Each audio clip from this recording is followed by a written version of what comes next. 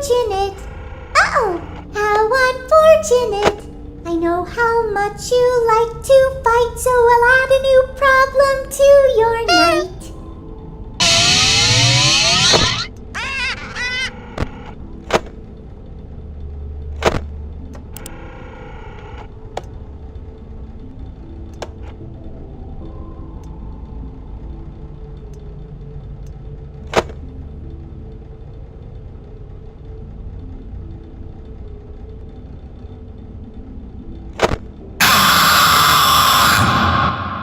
My friend, you have met a terrible, terrible demise.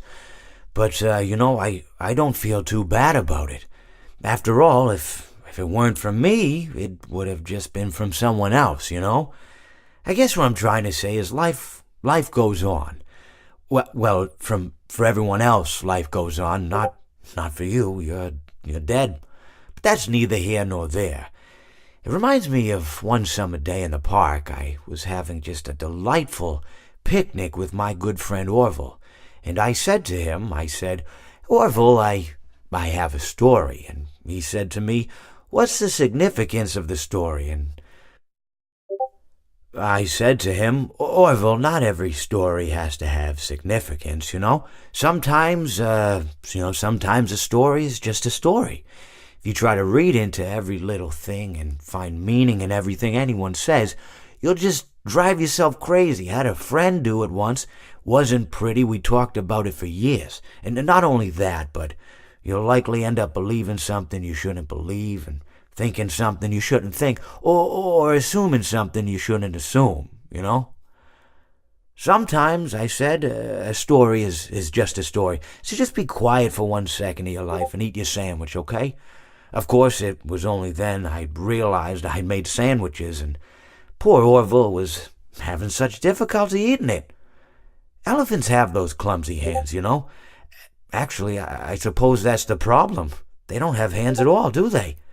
They're all feet. I couldn't imagine someone asking me to eat a sandwich with my feet. Now, if I recall correctly, there was a bakery nearby. I said to him, Orville, let me go get you some rye bread.